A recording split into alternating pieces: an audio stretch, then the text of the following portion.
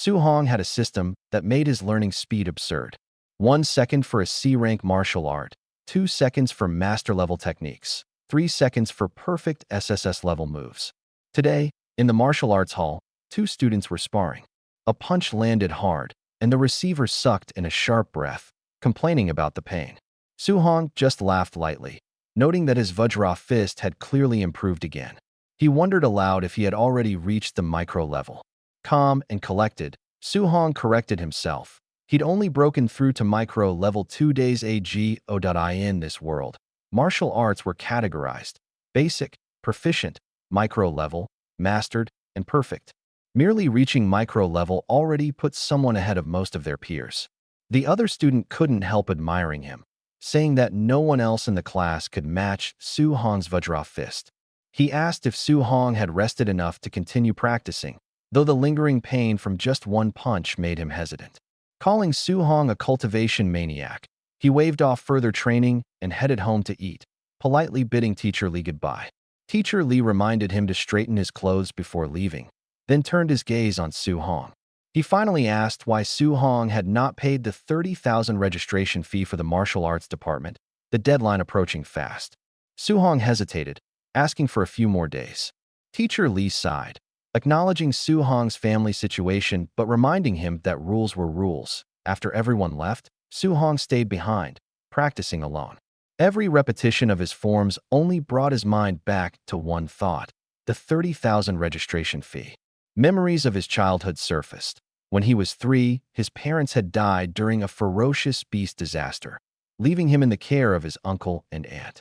They had supported his martial arts training with everything they had, knowing that in an era where ferocious beasts roamed freely, skilled martial artists earned well.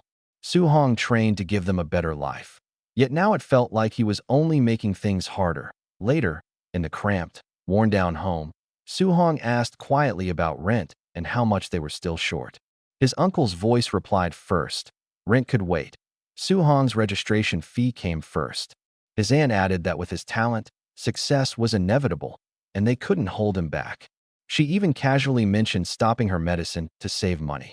His uncle immediately objected, insisting she focus on her health while he took on extra work. Su Hong felt a tight ache in his chest.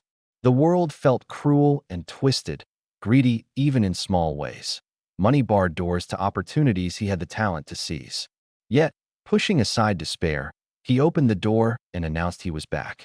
His aunt fussed over him, urging him to rest, and his uncle backed her up. Sleep refused to come. Thoughts swirled in circles. He couldn't keep letting his family sacrifice for him. For a martial artist to earn tens of thousands in a few days, there was only one way: the underground martial arena. The next day, a booming announcement welcomed spectators to the Martial Apprentice Arena Challenge. The crowd was told that victory or defeat mattered more than life or death. Today's ring defender, Mr. Minotaur, would win 60,000 if he triumphed in 4 consecutive matches, nothing otherwise. Whispers erupted.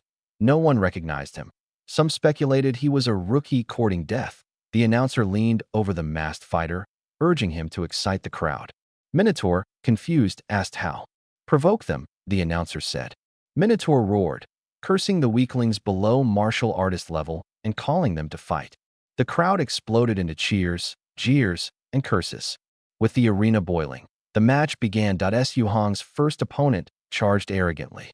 Calm, Su Hong sidestepped the punch and swung his other hand. The strike landed square on the man's jaw, sending him flying back. The announcer, losing composure, laughed into the mic, calling Minotaur's first win. The second challenger stepped forward, stronger but reckless. Su Hong responded casually while analyzing him. One precise Vajra strike shattered the man's incoming force. The opponent was thrown off stage, just like the first. The arena erupted with disbelief and admiration.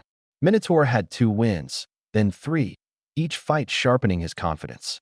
Ordinary martial apprentices no longer posed a threat. Then the crowd stirred. White Fox, a quasi-martial artist, was stepping in. The arena erupted again. Some protested, claiming it was unfair, but backing down wasn't an option. White Fox approached, studying Minotaur and claiming he could hold back. As the announcer declared the final match, both fighters surged forward. Su-hong immediately sensed the gap in their cultivation levels. His opening move blasted forward with shockwaves, but the collision shook him. White Fox was no ordinary quasi-martial artist. He had deliberately suppressed his vitality. The tense fight ensued. White Fox unleashed the Thunder Rush fist, strikes heavy and relentless. Su-hong was forced back, pain searing through him. He realized the strength of a true martial artist, a level he hadn't yet reached. Yet his mind remained clear. He wouldn't waste the sacrifices his family had made. The answer came instinctively. No compromise. Suddenly, a translucent status window appeared, asking what he was willing to sacrifice for his future. Su-hong answered without hesitation, everything. His shadow twisted, stretching into the outline of a terrifying monster. A powerful aura enveloped him, and a detailed status window displayed. Vajra Fist.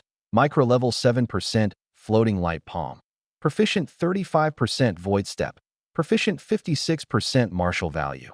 0. A clone appeared, demonstrating flawless Vajra Fist techniques. Every movement was precise, perfect, textbook mastery. Su-hong engaged, learning at an unbelievable pace. With each exchange, his skills surged. Vajra Fist perfected, floating light palm mastered, void step mastered. Exhaustion hit, but he straightened, a nod of thanks to the clone, the system congratulating him for completing the way of the arena mission. Back in the arena, Minotaur faced White Fox again.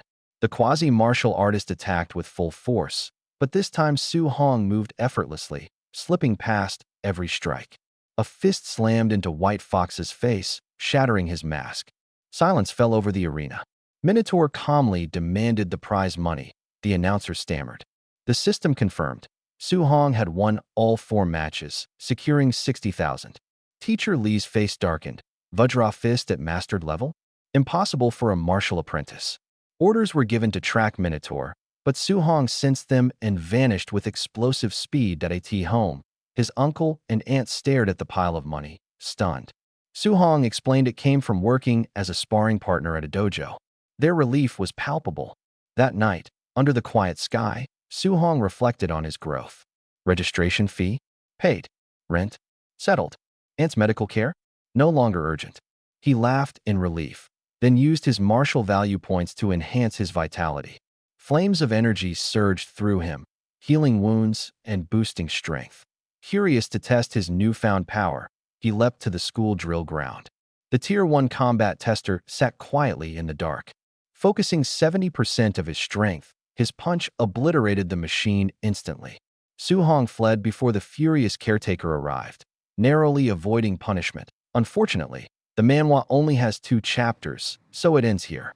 Subscribe with the bell icon so you can get the notification when I upload the next part. Hit the like button for my motivation.